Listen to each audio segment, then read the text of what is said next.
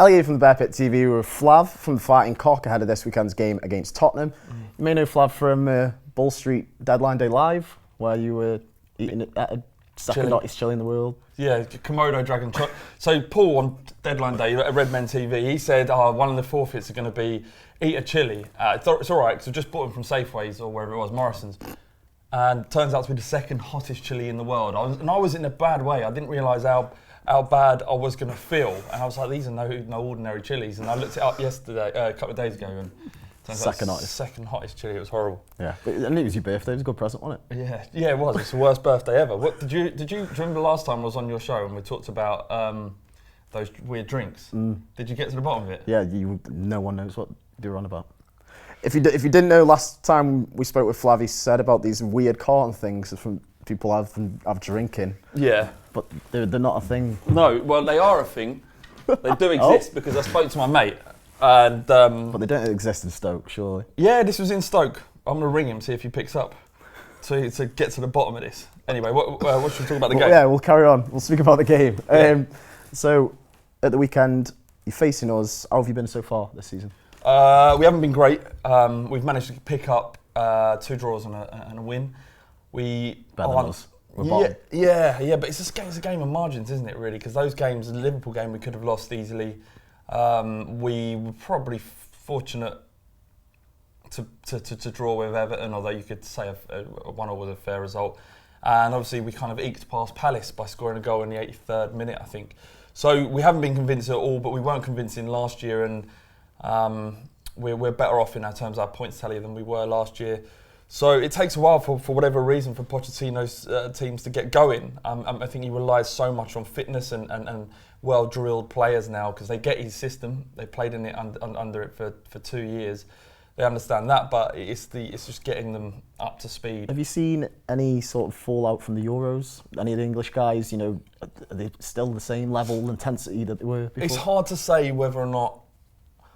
Dele Alli for one. Yeah, it's hard to say whether their form is about the time in England or whether they're just out of form generally. I mean, Ali really hasn't played any football for Tottenham for 3 games. The last game was West Brom, about 3 games towards the end of last season before going into this. So he may be a little bit out of sorts. I think it's all down to fitness, really. I think it's they came back, had no pre-season with Tottenham at all, barring 1 game where we beat it 6-1. But apart from that, there was no football. We played Liverpool, and they had on average 301 minutes for their first team of pre-season football. In Spurs, our average was just over 90 minutes. So, it's a lot of time, and we're below par at this stage. And obviously, we're just in the middle of an international break as well. So, one thing I did want to talk about, you said about the Liverpool game. Obviously, there's that refereeing decision. The pulling in the corner and that. What have you seen Stoke lately? Have you seen Stoke with all this, and what do you make of it? I think it's horrendous. I think it's an absolute joke. I think the 2 decisions to go against Stoke were pathetic. It's not the referees' fault. They've been told to do their job. This has come down from the board of referees, and it's what they've been asked to do. I think the people responsible really are those in the media. They're the ones saying it's that should be, like last season when the pulling, that should be a penalty. Why hasn't the ref given that penalty? So the referees say, all right, well, we'll change the directive. We'll make sure that we start giving penalties. Now the media are going, it's pathetic, it's a contact sport. It's a joke, really, and I think the media have a lot of have to stand up and realise that the role that they play, certainly in the mainstream media, that you can change by creating a furore around something. You force referees, you force the Premier League, whoever it might be, to act. The game was better without this. That said, it means defenders have got to adapt. I think the stat is 3% of corners result in goals. So if it means more goals are going to come from corners, then that's a good thing, but not by way of penalty. No.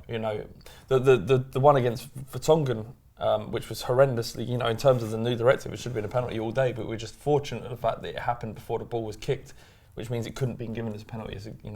You can't when the ball's out of play, but it's ridiculous. It's a bit daft, isn't it? It is daft, and like you say, you probably wouldn't be bottom of the league if it weren't for those decisions. We'd have at least a point. But anyway, I don't want to go on about the penalties because I've gone over it enough. Yeah. How are you expected to line up on Saturday? We'll line up as we have done. I'd imagine Dele Ali. The only kind of contentious decision. You've got no Dembele. He's still out, and you're saying that he's Dembele's our most important player by far. In the 23 games he started last year, we didn't lose him at a single game. There's like, you know, the cliche Colossus gets bandied around a lot. He's exactly that in our midfield. You just can't get the ball off him. He makes us tick. You get the ball to him. He carries you forward, and you know that he's going to deliver possession to one of our front three. So who's replacing him? Well, Dyer and Wanyama have been playing in that position. Dyer does what he does well. Wanyama also does what he does well. He started the season probably our best performer. But do any of those have the same drive as Dembele? No, they don't. And that's the issue. You can't play Dyer further forward because he just doesn't have the athleticism. His game relies on reading the game, taking possession and laying the ball off. So no, and Wanyama is exactly the same. So while we're defensively sound by and large, although against Liverpool we weren't, mainly down to Walker being ill, but playing, we've lost that dynamic edge to our midfield because Dembele ain't playing. And it's fortunate for Stoke that he isn't because, like I say, when he plays we don't lose.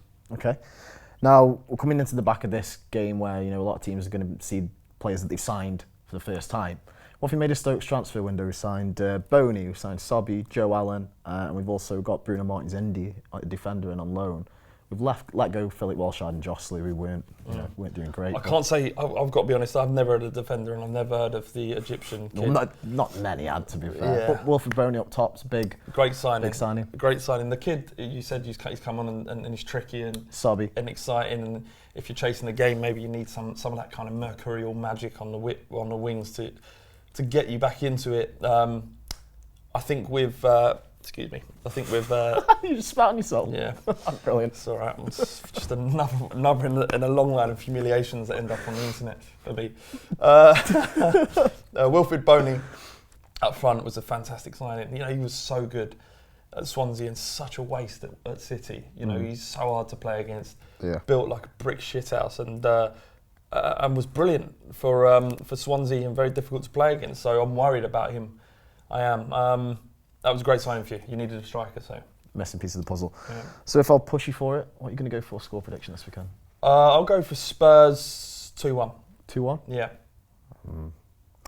I hate to say it, but I could feel a loss coming on. But the negative just feeling around Stoke at the minute is that way, but you never know. We've got a new signing up top. Could bang some in. Yeah. Anyway, that's been Flav from the Fighting Cock. Cheers for joining us, mate. No worries. What I would say is we're about to do a preview for my podcast. That's the one. Yeah, and I'm gonna figure out about this bottle drink thing that I got coated off. And you can hear about it on the Fighting Cock podcast. We'll send you a link and you can distribute it. There'll be a link in the description below. Yeah. If you have enjoyed the video, do leave a like, comment to let me know below your score prediction for this weekend's game. Subscribe if you're new, and thank you for watching.